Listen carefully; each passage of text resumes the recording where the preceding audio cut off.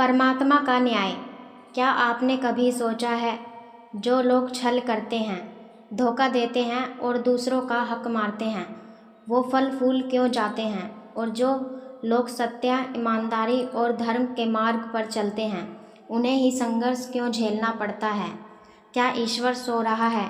क्या न्याय सिर्फ किताबों में लिखा एक शब्द है? दोस्तों, आज की यह कहानी आपको यह सच्चाई बताएगी कि परमात्मा का न्याय देर से आता है, पर अद्भुत और अटल होता है। उत्तर भारत के एक छोटे कस्बे धर्मनगर में एक साधारण दर्जी रहता था। उसका नाम गिरधारी था। छोटी सी झोपड़ी, पत्नी गंगा और 2 बेटियां, यही उसका संसार थी। सुबह होते ही गिरधारी भगवान की भक्ति करता, फिर कपड़े सिलकर अपनी जीविका चलाता। उसकी दुकान भले ही छोटी थी, पर ईमानदारी उसकी सबसे बड़ी पहचान थी। लेकिन उसी कस्बे में एक बड़ा व्यापारी रहता था, भोलाराम साहू। नाम तो भोला, लेकिन स्वभाव में छल, कपट और लालच से भरा हुआ। धन दौलत की कोई कमी नहीं थी उसके पास। एक दिन साहू ने गिरधारी से कहा, अरे दर्जी, तू मेरी दुकान पर काम कर ले, महीने की तनख्वाह दूंगा, लेकिन अपनी छोटी दुकान बंद करनी होगी। गिरधारी मुस्कुराया और बोला, साहू जी, मैं अपने काम को भगवान की सेवा मानता हूँ। मैं किसी के अधीन रहकर झूठे दाम वसूल नहीं कर सकता। मेरा परिवार मेरे छोटे काम से संतुष्ट है। साहू यह सुनकर क्रोधित हो गया। उसने ठान लिया, इस दर्जी को कस्बे से मिटा दूंगा। साहू ने चालें चलनी शुरू की। पटवारी को पैसे देकर गिरधारी की दुकान की जमीन पर झूठा विवाद खड़ा कर दिया। कर्जदारों के नाम पर फर्जी मुकदमे दर्ज करा दिए। गांव का वही दर्जी जो सबका प्रिय था, अब अपमानित होने लगा। लोग साहू के डर से गिरधारी से दूर हो गए। एक रात गिरधारी घर के कोने में बैठा रो रहा था। पत्नी गंगा बोली, इतनी तकलीफ़ें क्यों सह रहे हो? क्यों ना साहू के आगे झुक जाओ। गिरधारी बोला, गंगा, झूठा और अन्याय के आगे झुकना जीवन नहीं, मृत्यु है। भगवान देख रहे हैं, उसका न्याय मौन है, लेकिन अटल है। आखिरकार गिरधारी ने कस्बा छोड़ दिया।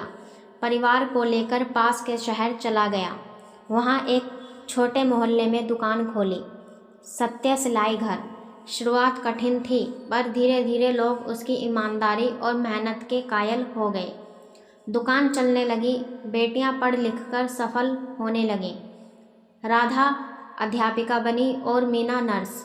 उधर साहू का व्यापार छल और धोखाधड़ी से चलता रहा। वह नकली कपड़े बेचने लगा, गरीबों का शोषण करने लगा, लेकिन समय का पहिया घूम चुका था। कुछ ही वर्षों में साहू के कपड़ों की मिलावट पकड़ी गई। सरकारी जांच बैठी। टैक्स चोरी और धोखाधड़ी के केस में उसकी दुकान सील हो गई। बैंक ने संपत्ति जब्त कर ली। उसका परिवार बिखर गया। बेटा नशे का शिकार, बेटी का विवाह टूट गया। रिश्तेदारों ने मुंह मोड़ लिया।